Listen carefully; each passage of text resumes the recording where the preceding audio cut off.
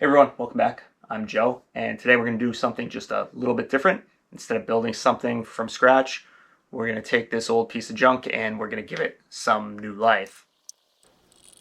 Okay, the first thing we're going to do is tackle getting all or as much of this paint off as we can. So we're going to apply stripper quite liberally to this. There was 3 layers of a finish on here. So there was the original layer of stain, which you can see here. There was a layer of baby blue paint that came off quite easily because it wasn't adhered well to the stain. And then on top of that, there was this thick coat of black paint that you can see covering most of the table. Now, this project, honestly, a lot of this work isn't glamorous. This is mainly prep work for refinishing the table. So we have a lot of stripping, we have a lot of sanding, we have a lot of cleaning. All stuff that is relatively tedious. But if you don't take the time and do it well, the finish will not come out great. So this is what it looks like after I'm done stripping the majority of the paint off. As you can see, there's still a lot of paint left and pretty much all of the stain is left. Stripper will take out stain, but you have to use it quite liberally. And honestly, the smell of the stripper is pretty caustic. So I didn't want to keep going. I decided to stop here and that I would finish up the rest with a good amount of sanding. Okay, so I'm not going to sugarcoat this. There was a lot of sanding that had to be done here to kind of clean this up.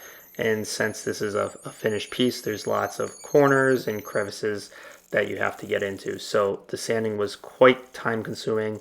I could use an orbital sander for the majority of it, but I did have to do a lot of hand sanding to get into the cracks and the smaller areas. I started sanding at 80 grit to really eat through the paint and the stain, and then I worked my way down to 120 on the legs and the skirt, and then on the tabletop I worked down to 220. On top of the hand sanding, I also had to break out a card scraper to really get into the corners because the layers of paint had built up quite badly and were completely stuck in the corners as you can see here.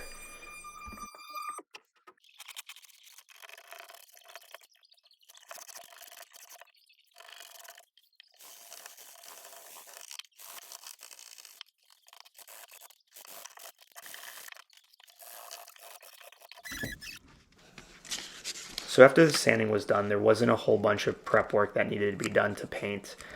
Basically, all I had to do was dust off the piece and then put a couple of pieces of painter's tape to cover up the drawer slides. The reason why I'm covering up the drawer slides is they are wooden slides that the drawers simply rest on, and later on when I put the drawer back in, I'll wax the slides so that the drawer slides nice and easy. Painting the slides and then applying wax on top of the paint wouldn't work as well as putting the wax directly onto the wood. And I don't know what these are called, but the only other taping off that needed to be done was these 2 little buttons that help reduce the resistance of the drawer sliding in through the opening. So here I'm just taping them off and cutting off the excess tape with a razor. For finishing the base, I decided that the easiest and quickest thing to do was going to be to paint it with just an ordinary can of spray paint. So here I'm just using some satin white paint. Any paint will do.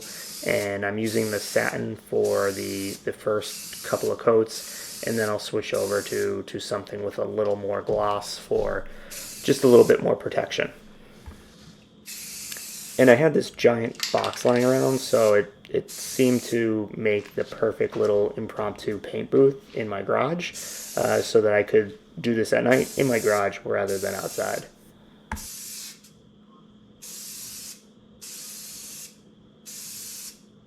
Okay, so our table restoration is coming along nicely. As you can see, we got it all painted up.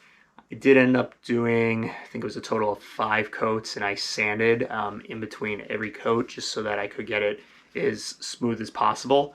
The smoother you want a finish, especially when you're doing any type of furniture, you need to spend more time on the actual finish itself. So taking that a little extra time, putting the coats on thinner, sanding in between every coat, you're going to get a much smoother, higher quality finish.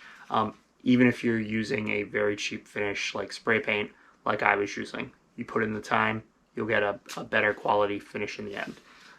Now at this point, since I have the table repainted, the drawer face repainted, the next thing I have to do is stain the table top, and then I have to fix the drawer. So we disassembled the drawer, we sanded down the face, but we never actually repaired the drawer, reconnecting the face of the drawer to the boxes of the drawer.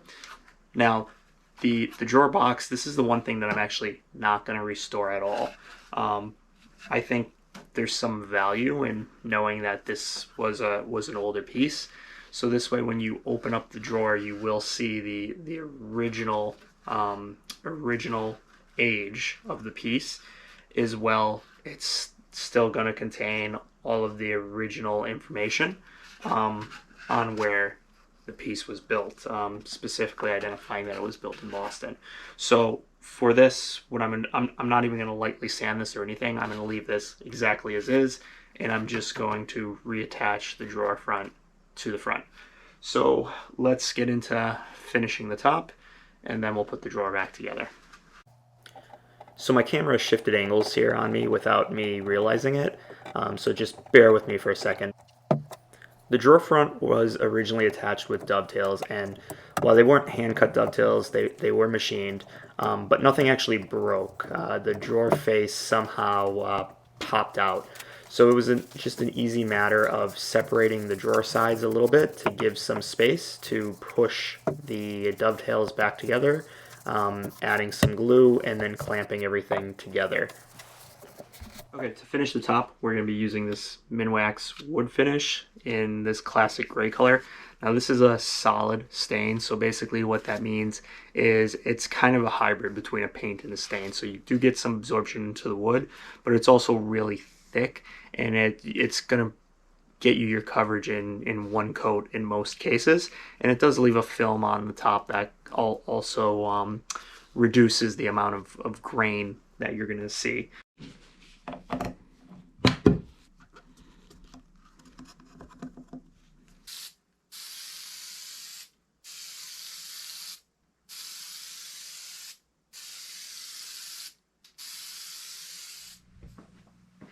I mentioned that the slides on the drawer were made of wood, so we're going to need to go ahead and add something to reduce the friction on those slides so that the drawer pulls nice and smooth. We're just going to do that with some paste wax. We're going to apply it directly to the rails that the drawer will slide on, and we're going to apply some to the sides of the drawers. I'm not going to apply it to the entire side of the drawer. I'm just going to apply it to the bottom corners where the drawer is going to rest on the slides.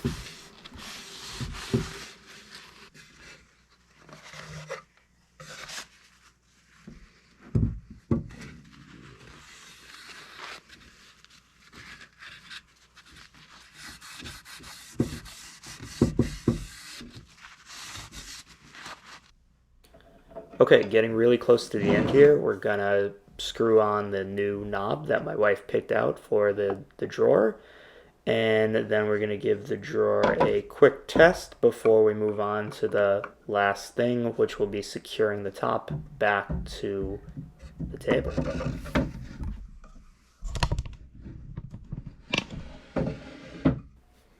And you can see the drawer is smooth as butter with a little bit of wax on the slides.